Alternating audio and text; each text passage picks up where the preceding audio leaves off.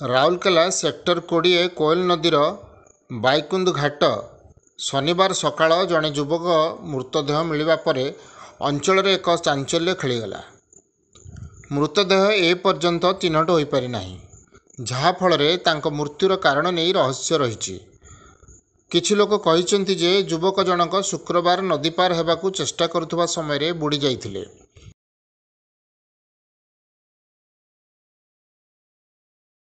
ଶୁକ୍ରବାର ଯୁବକ ଜଣକ ନଦୀରେ ବୁଡ଼ିଯିବା ପରେ ସ୍ଥାନୀୟ ଲୋକମାନେ ତୁରନ୍ତ ଅଗ୍ନିଶମ ବିଭାଗକୁ ଖବର ଦେଇଥିଲେ, କିନ୍ତୁ ଶୁକ୍ରବାର ଖୋଜାଖୋଜି ସତ୍ତ୍ୱେ ମୃତଦେହ ମିଳିନଥିଲା।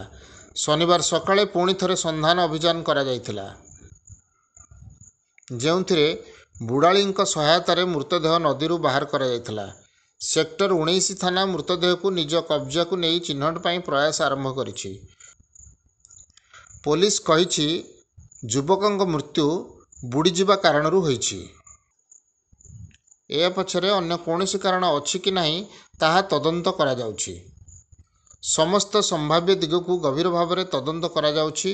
ପୋଲିସ ସାଧାରଣ ଜନତାଙ୍କୁ ନିବେଦନ କରିଛି ଯେ ଯଦି କେହି କୌଣସି ଯୁବକଙ୍କ ନିଖୋଜ ସମ୍ପର୍କରେ ରିପୋର୍ଟ କରୁଛନ୍ତି କିମ୍ବା କାହା ବିଷୟରେ କୌଣସି ସୂଚନା ଅଛି, ତେବେ ତୁରନ୍ତ ପୋଲିସ ଷ୍ଟେସନରେ ଯୋଗାଯୋଗ କରନ୍ତୁ। ଗତକାଲି पुलिस कंट्रोल रूम को खबर मिलता है कि जन अज्ञात जन लोक सी आम सेक्टर 20 बैकुंठ घाट रू नदी सेपट को जाता बेले बुड़ी जाती।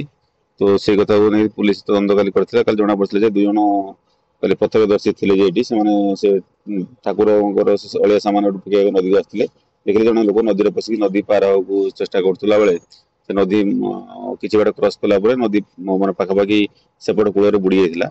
आने पुलिस को पीसीआर कंट्रोल रूम को खबर देते तो पुलिस आसी देखला आम फायर स्टाफ सहायता डक जाए खाली सर्च ऑपरेशन कराइला तो खाली मिल नाला। आज सका डेड बॉडी भासुवार खबर पाई पुणी फायर स्टाफ सहायता डेड बॉडी को आम उद्धार कर पाख थाना मान खबर दी जेहतु अजना लोक अच्छा आम एपट नुहे पार आप विश्वास करुँ से नदी सेपटे जो अच्छी कुआर मुंडा फांडी अंडर रिउ अच्छी आमर से पाख गाँ अच्छी से गाँव रही आम आशा करुँ तो सब खबर दिखाई जोगाजोग चलती तार आइडेंटिफिकेशन करने बारंबार बारंबार ए जगह कौन घटना घटी ना यहाँ प्रथम घटना ए जगह राउरकेला भितर कौटी घटू यही जगार जे नदी पार करने समय मानने साधारण जनसाधारण सचेतन ना हे किसी करहबना कौन से नदी पार होता से पूर्व से पार होती कौन जना ना से नदी प्रत्यक्ष दर्शन अनुसार पैंट सार्ट धरी से धरले धरिकी नदी पशिक नदी पार होगा चेष्टा करते। धन्यवाद।